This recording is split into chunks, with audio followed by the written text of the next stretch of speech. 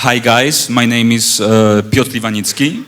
I'm the designer and director of the game called SUPERHOT, and I will tell you how we worked on it and how we started with a game jam, and then we turned it into like a real game. But let's not get ahead of us. So, we prepared, together with a technical team, we prepared some surprises with the slides, because like, as always, when things are working like totally smoothly, like you don't have the magic. You don't have the magic. So like the clicker for the slides doesn't work, so it will be like a cooperation between us with the slides. So, and I also make the slides arranged in like strange order. So, like, I don't know what the next slide is going to be, so just let it flow. So, and we already said that. Okay, so it's not like I did the game all by myself, it's all part of the wonderful team. This is a fan art of our team, made by our wonderful fans. Next one. Okay, so we started working on SUPERHOT during 7-day FPS game jam, and yeah, let's go. Then we did a Kickstarter, and then we released in March 2016. We released for PC and for Xbox One. So we started as this humble little project, and then it suddenly started growing, and yes, the game is based around the principle of that time moves only when you move. So this is this core idea that spawned all this success, because it's a good idea. And next, and now we are doing a VR version. So like doing this PC and Xbox is still opens new possibilities, and we are doing a VR version for the launch of Oculus Touch controllers. Those are very nice. If you haven't tried VR yet, you should, because it's absolutely amazing. Ever since I started working on VR, I have dreams in VR every day.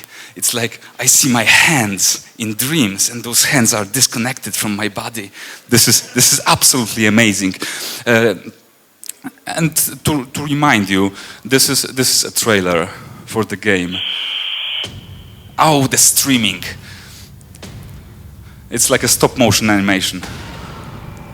So, SUPERHOT, a game where time moves only when you move, white concrete environments, red crystal enemies, slicing, bullets with a katana, throwing guns, shooting, action.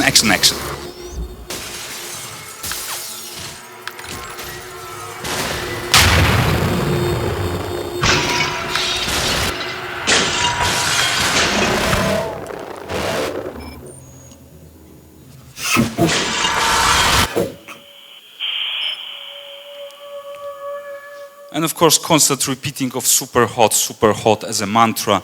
This is part of this game, part of this product. Let's go to the next slide.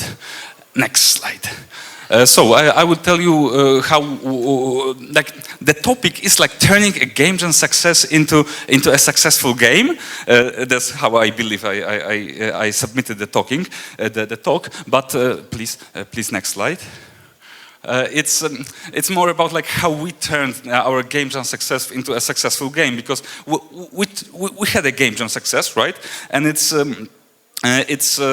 turned out into like a big successful release, but it's not like a formula, right? It's not like hey, this is like 10 easy steps. You can do a game jam, and then in the next 10 steps you get a successful game. It's not like that. I will just tell you our personal story, how things worked, and maybe you can take something from it, because like honestly, like when it comes to game development talks, it's really hard to learn anything from a lecture. In the end, you just did any of the lectures you have seen actually like change the way you work? That's always a question, because it's nice to hear again things that you know and feel good about those things, but does it really work as a thing for changing? Maybe like in the conferences, the most important part is just meeting people, and yeah. So I will share our story. Thank you for pushing me to the next slide. So we started during the 7-day FPS. If you know the event, this is basically what the name says. It's like do a FPS game in 7 days. There were like 2 editions in 2012 and 2013, I guess. And we started. Oh, there was a third one in 2014. And in 2013 we thought that we can do a game jam, right? We can do a game during a game jam. And I will tell you how we approached it. Please, next slide. So that's how the game looked. And you've seen the trailer a second ago of the final release. I will show you the trailer of the first version of the game, so you can like note the differences and or maybe note that it's the same thing, right? Please. Super hot. I haven't seen it in a long time.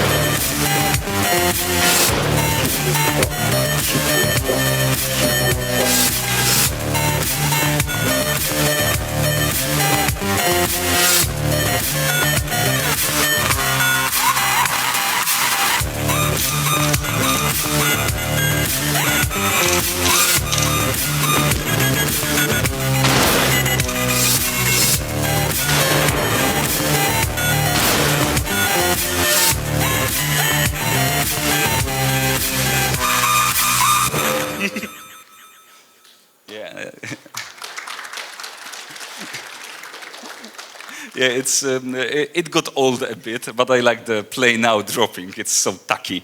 I love it. So let's go to the next thing. So we did this version, a trailer for which you've seen, for a game jam. And please next, and the next, and no, the previous was fine. Okay, let's improvise. So the most important thing about like when we started doing a game jam, we had a set of like principles. Like whenever I'm doing a game jam, participating in one, or like just organizing, like or when someone asks me like hey, how should I work on a game jam? It's this thing like can you go back one slide? Yes, this is silly. This is like almost like a Disney movie, and it's this level of silliness. But like this is true for us. Trying something new, it's strange, but it brings some juices in you. And actually, when you're working in a like completely different environment, you are trying something completely new. You're basically out of your comfort zone. That's like where the magic happens. I'm sorry, this sounds like like this shitty motivational speaking, and it feels like that. I know, but like it sucks, but it's true, right? That's why it's getting kept repeated and repeated. So like I will tell you how we tried new things during a game jam. So please, next slide. So we tried doing this. Previous.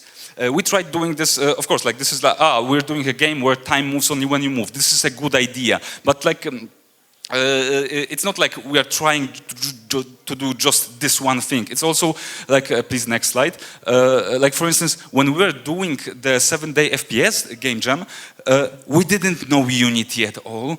It was our first game done in Unity, and this is this may seem like maybe a bad decision, but actually you are doing things for the first time, so it's refreshing for you, and you don't get into known patterns. You start to improvise. You do new things, and this is important. Next slide, please. We had a big and random team for the game jam. Usually, when I was doing game jams, I just like worked alone. Worked in like a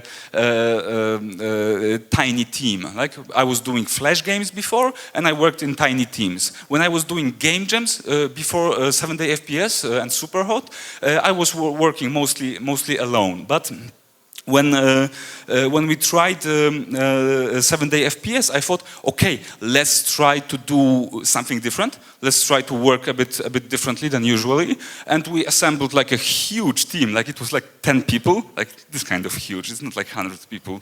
And those were mostly random people, just people that were enthusiasts.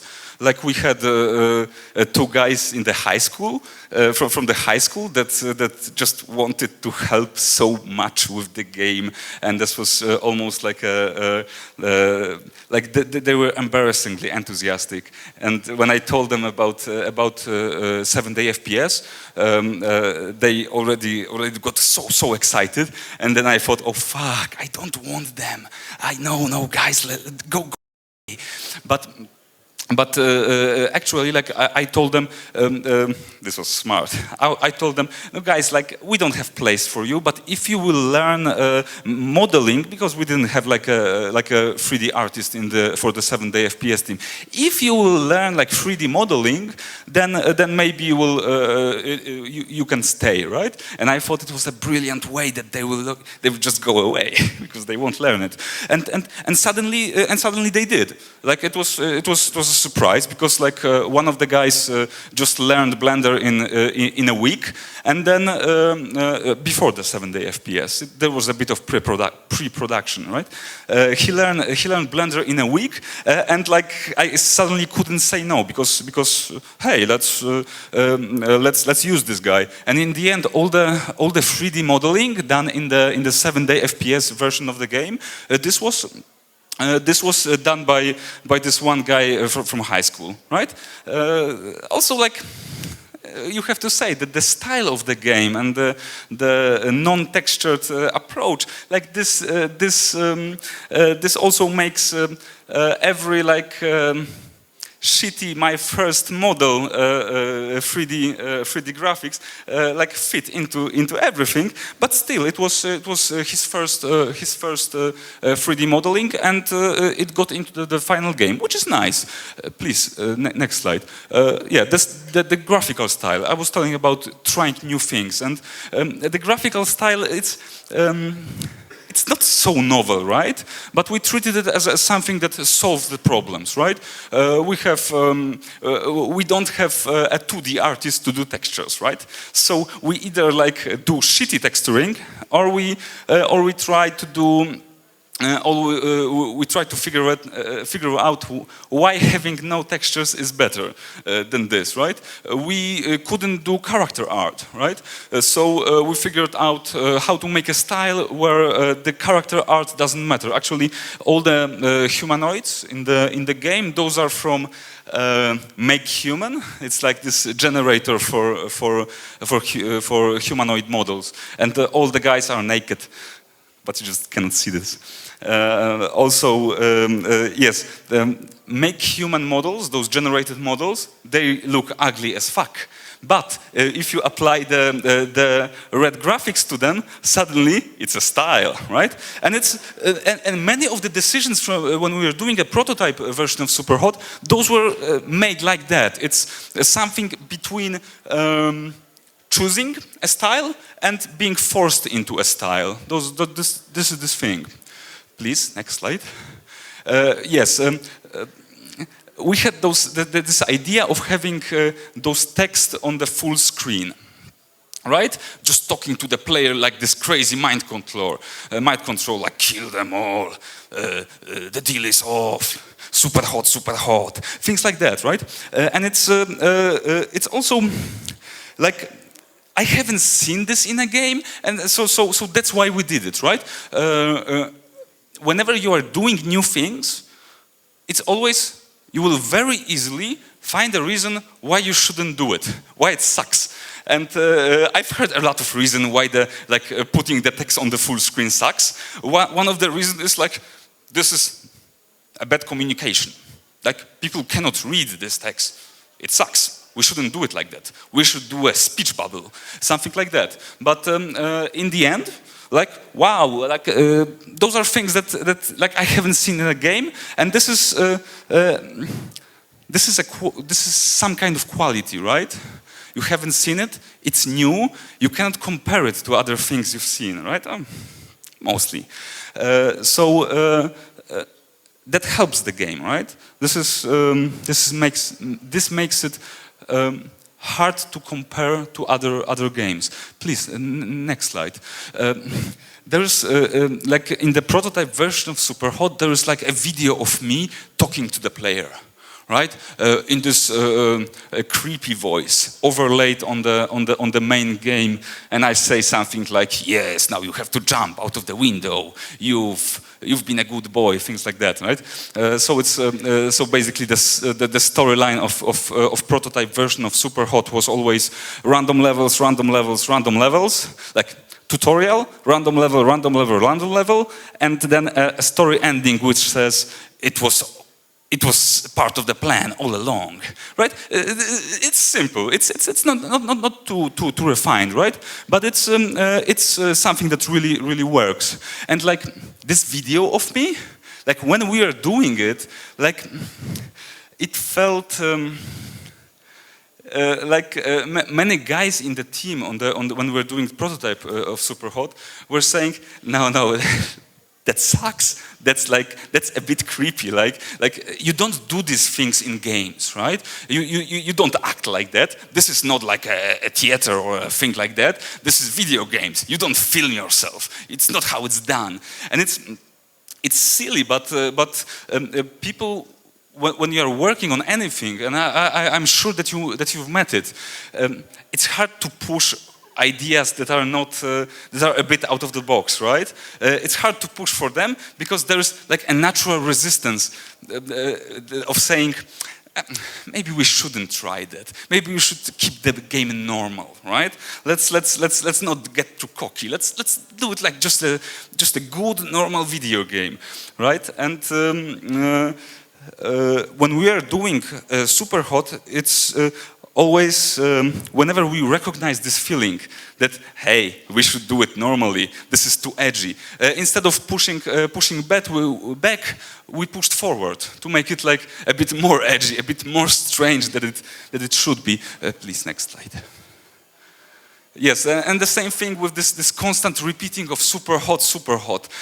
Oh, you don't imagine how many times I've heard this is not a good idea.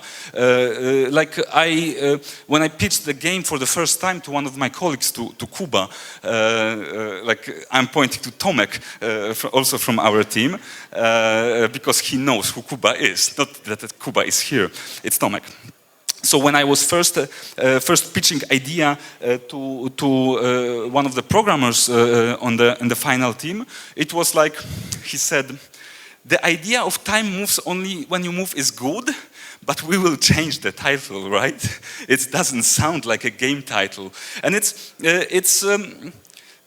exactly like that. It's if you want to find a rational reason why you should name a game SUPERHOT, it's hard to rationalize, right? You will most likely find lots of reasons why you shouldn't do it, right? But that's the magic. Whenever you encounter this kind of thinking, like, just go with it. That's what's really helped us. Please, next slide. Yes, and in the end, this super hot turned into this this mantra at the end of the level. Again, this is something it's hard to explain why it's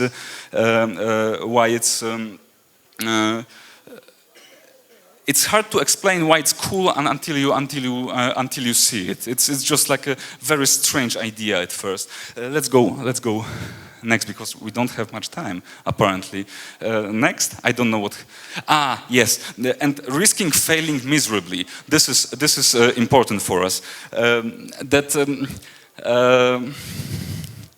Miserably, not just failing, like failing miserably, because how often do you have chance for that, like to be really embarrassed in front of lots of people, right? Like, you know, like talking from the slides, not maybe fully prepared, right? But it's an improvisation, and whenever you are doing a game jam, this is improv. This is coming up with things on the fly, and you cannot really control it. If you want to control it too much, you will fail, but you won't fail miserably. You will just fail forgettably.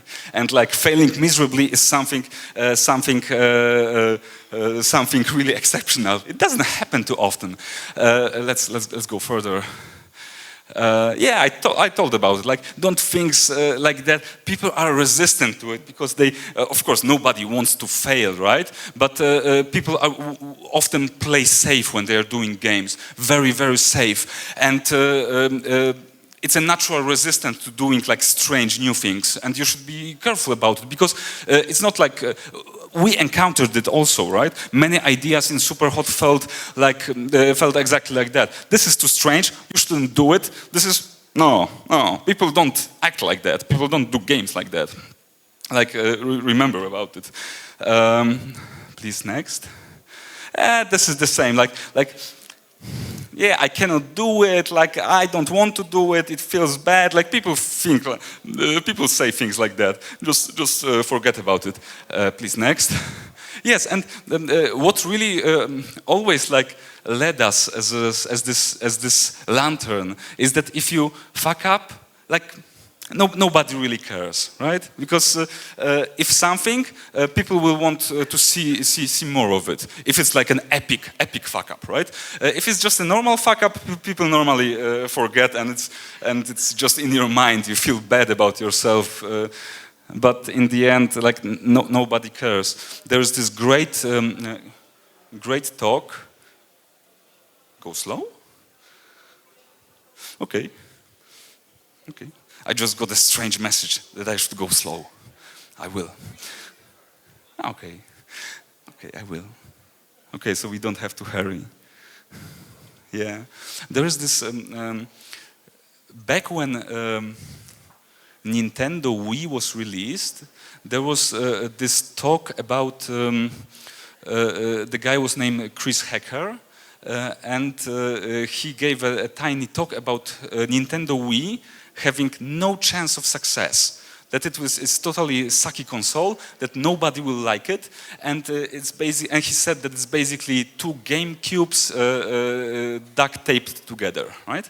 And like of course he was a bit wrong, but he got a lot of reactions to this rant of his that Nintendo Wii sucks, and I remember him starting to appear in the online talks, in the online his online presence suddenly grew after this giving this talk, and he said, and that was a very important thing for me, and I go with this message that if you will say something very stupid, people won't say that it's people will want to hear it more. So you are not risking anything. People will want more of you because they are expecting another epic fuck up, right? And that's what basically built his online presence, and that's what really helped him. That's what he said, at least. So remember about that. And we also work with all this quirkiness, with all this strangeness of game jam version of SUPERHOT. We always aimed for the mainstream. So whenever it was please next one. Yes, it's there is this in Poland, like TV, like news anchors.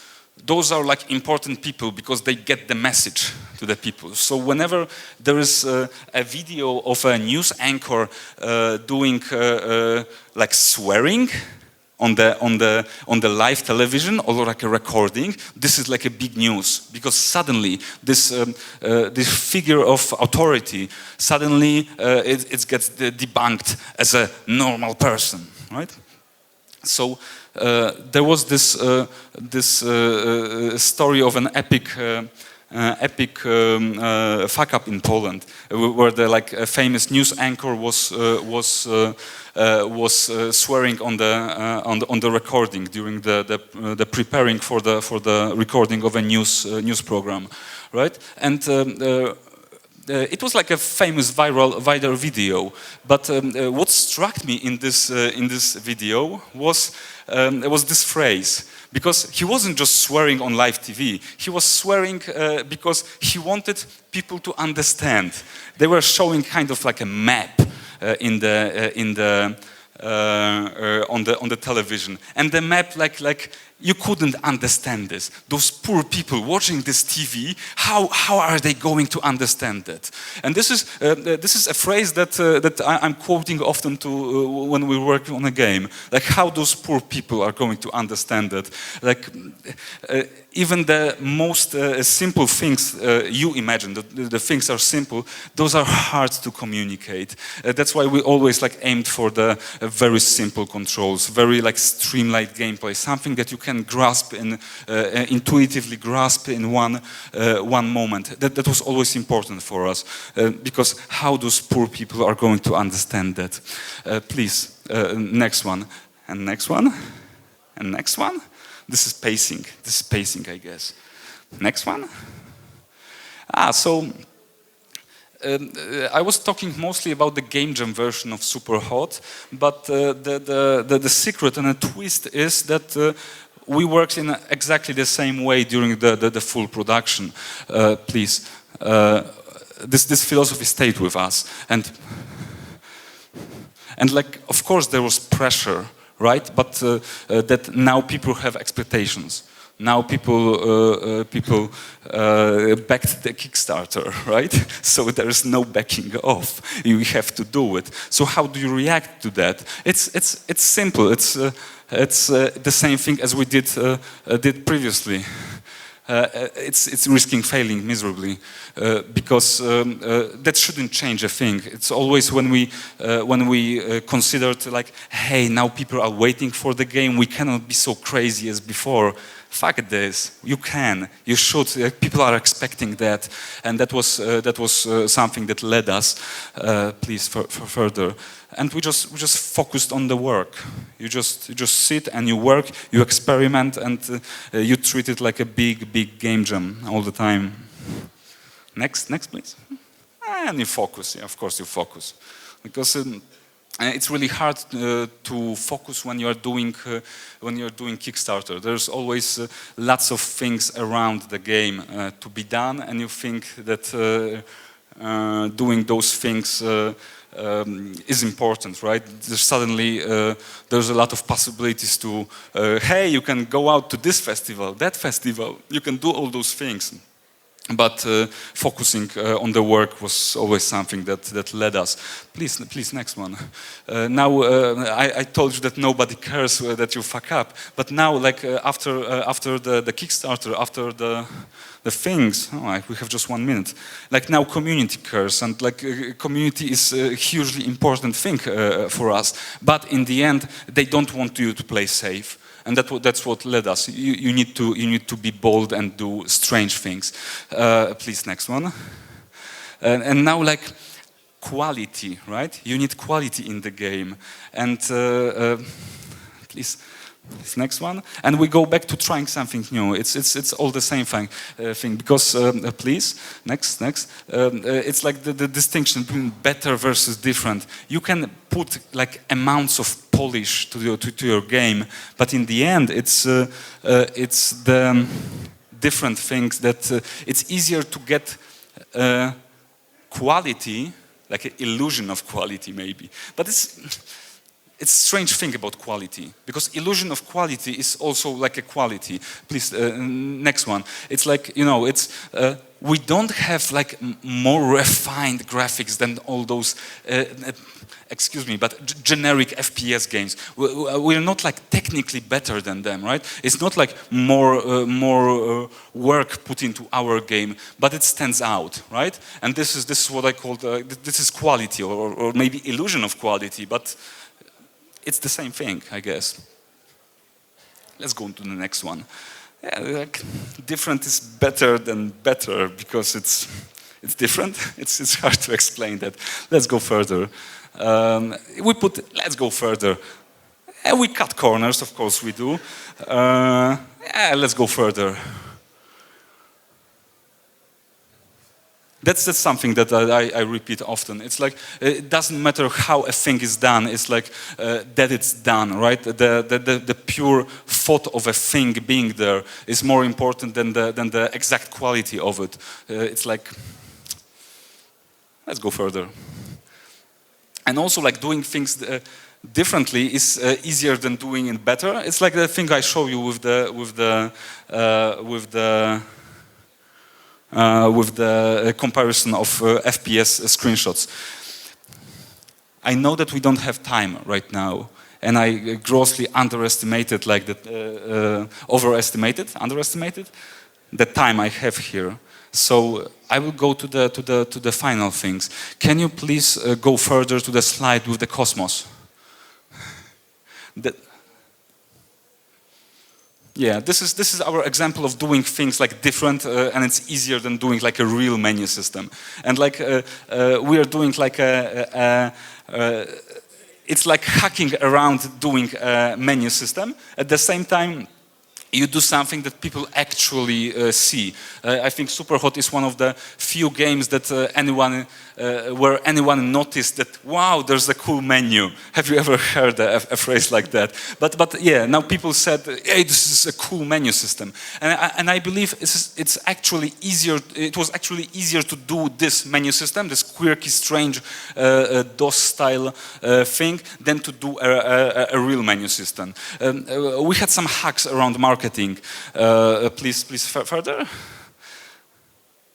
Yeah. So we have this instant replays in SUPERHOT, which are tied to the please next one. To the site called killstagram.com. Now it turned into killterrorist.com. Go figure why they actually contacted us. So please next one. Yeah. So like people can share those replays from the game, things like that. But please next one. Let's go further. Whoa. Let's go further.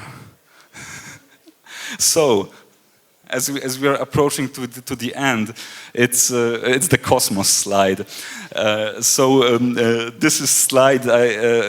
It's about the meaning of life and why are you doing your games, right? That's the final question for us. Like, why are we doing this thing, right? Because it's not easy.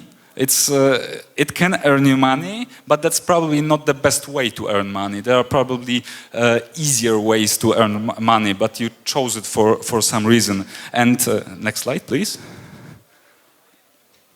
Yeah, and like you probably heard your parents saying, because I have parents and I imagine you also have parents, and like everybody in game development probably heard this once. It's like, get a real job. What are you doing with your life? You were meant to be a doctor. You would help people, and you could be a lawyer. You could help people. And why are you doing this? Get a real job. But and it's always like it's always a joke, right? That yeah, we are doing a real job, or not? But really, it's sometimes not worth it, right? Because you could. yeah, it's not necessarily worth it, right? If you are doing like a game that looks like everything else, then why are you doing this? Like, why are you doing this video games when you could actually help people, right? Like maybe be a doctor, right? It's not like you are curing cancer with your games. So if you are doing this, please next slide. Next slide. Next, like it's good to do bold things, to be things that you haven't seen before, because otherwise, why are you doing this? It's a question of your motivation. Please, next one. And like with our story, like, what I'm counting on is that I would hope to see you all of you guys do things that you personally haven't seen before, because that's what can and should be exciting for you. And I hoped it will reach you and somehow it will help you. I don't know, like those are talks, so nobody cares anyway. So, but please try. Okay, so next slide, and that's a thank you. Dziękuję bardzo. My name is.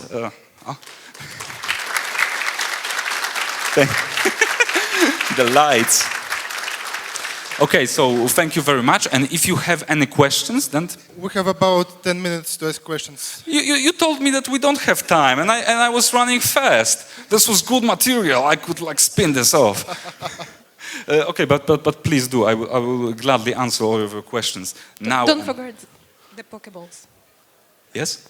Don't forget them for the questions.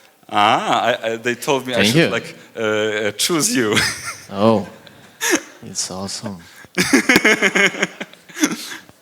So, Piotr, thank you for your speech. After your speech, I just want to say super hot. But I really have a good question.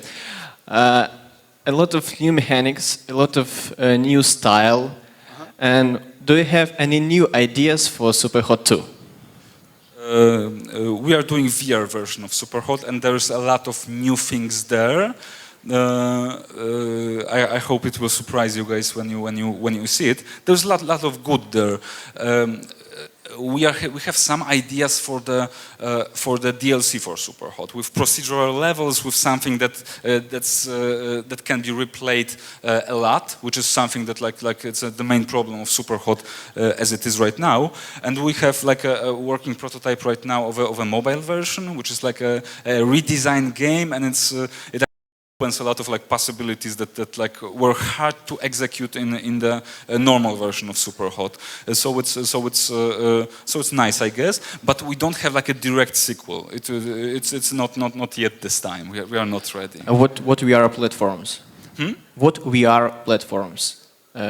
Vive? It's for now. It's just Oculus with touch controllers. So it's like this full body experience with your head and with your hands, but it's also like you are playing with your legs always, because like you move your whole body, right? And we're planning also other releases probably, but I don't know. That Tomek. Yes. I can say that we are planning our releases, but really. Like just doing one platform at the time is good enough for us. It's just like please, not everything at once. It's just not possible. Okay, thank you. Good luck. I don't know if you should give it back. I don't know that. I don't understand the system. Oh. Hello. Hello. Thank you for Super. My name is Had. What crazy ideas you didn't made into the game, if you had any? And can you say that you've created a small new subgenre of games? Excuse me, I haven't heard the second part. Can you say that you've created with your game a new subgenre of new games? I guess it could be, but it's not right now. I haven't seen too much game using it, using this time mechanics of ours.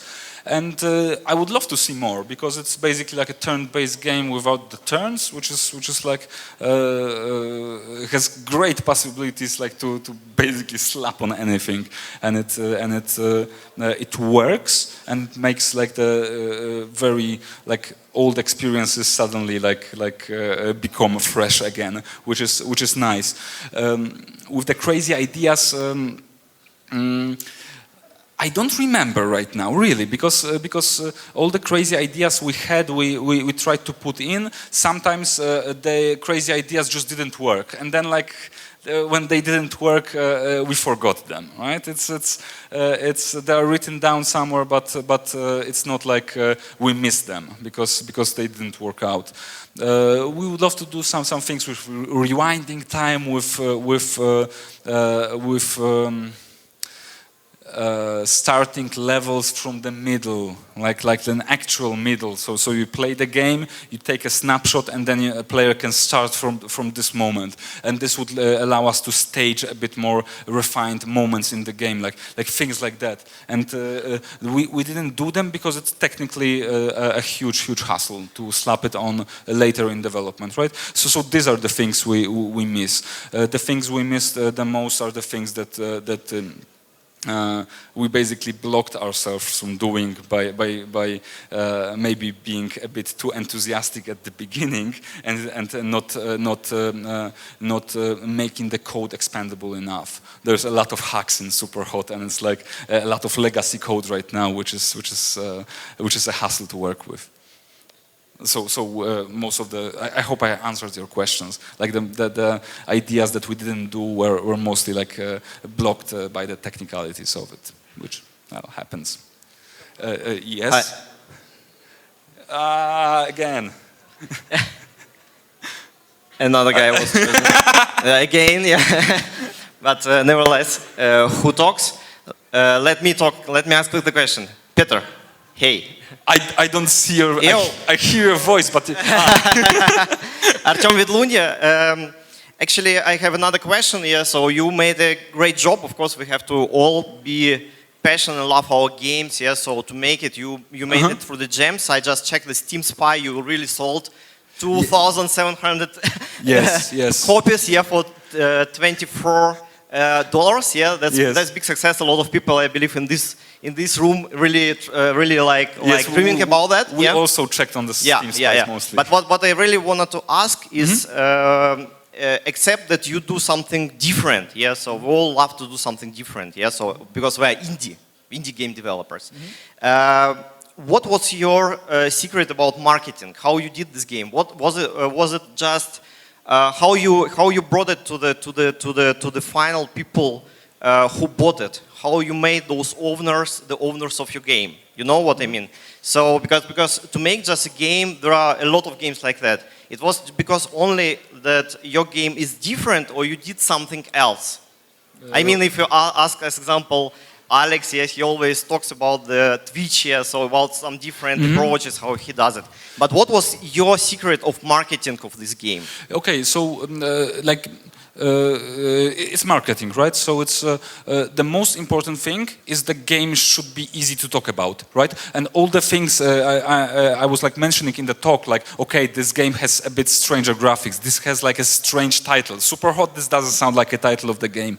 Repeating of SUPERHOT, this goes into your head, and it's also like, you know, all those tiny ideas are a bit exceptional at some levels, and they just help, like, they drill into your mind, right? And that's you know, that's game design, but that's also marketing. That's production. That's like making things easier to do, but that's also marketing, because like you make them quite easily, but at the same time you make them feel exceptional. You make them drill into your mind. That's important. The second part of marketing is like there's this embedded marketing, and then there is the other embedded marketing, right? We did this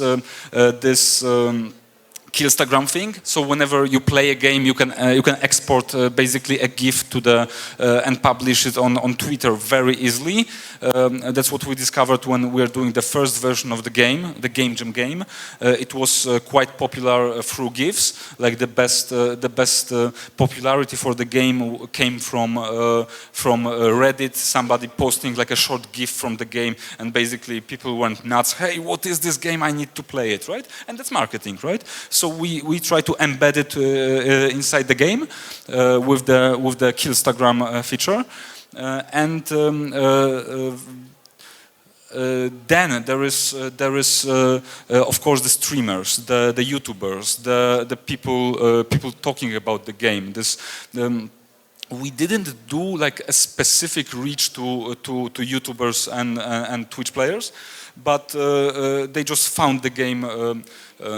They just found the game. We had this quite special situation because the prototype version of SUPERHOT was quite popular. So when we released, then we did a Kickstarter, and then it was like a spike again. Then we had like a alpha version for backers, which was another spike. Some people got the game and played it and published the streams. Then we got the beta version, which was also another spike.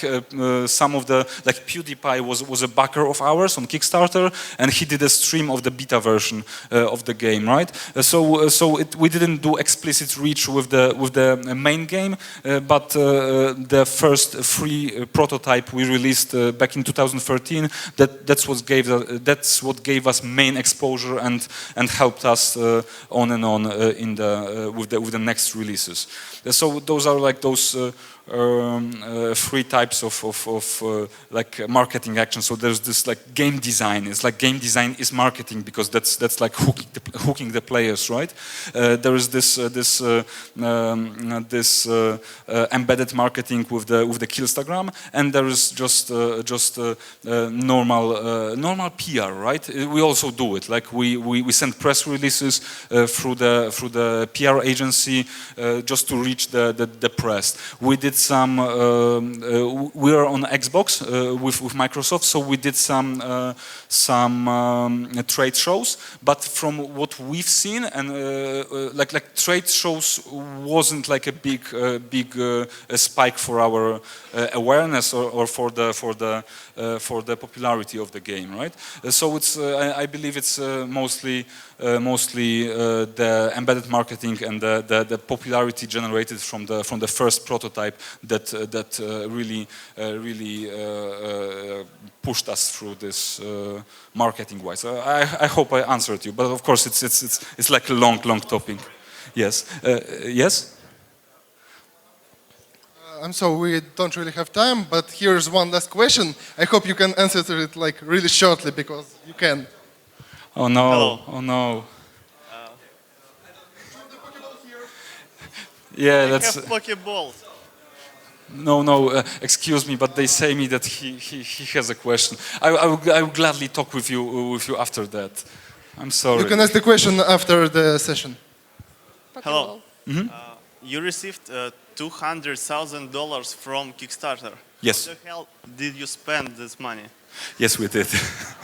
Yes, we did spend this money, and sometimes it's always like astonishing how like fast you burn the money. It's like, what? We already went through all of that, like, but yes, it's. This kind of happy experimentation, this costs money, even if we are in the East, because like the funny thing is that imagine like being in the US and getting to $200,000, right? It's like and getting $200,000 in Poland or in Belarus. This is like a completely different thing. I can't imagine how they are doing the games in the United States. And like I must like really congratulate the courage of them, because that's actually like they have to be like way faster than we do. And that's a good thing about our situation, because we are cheaper than the guys in the United States, and that buys us time with the same things we are doing. That buys us time, and that's like here, Poland, like this. Those are perfect places to do games. Those are way better places to do games than in the States. So that's yeah, we're in a great situations because like the $200,000 we got from Kickstarter that lasted way longer than it would in other places. It's yeah, we're in a great position, guys, and let's stay there and use it. And I guess thank you very much. Yes.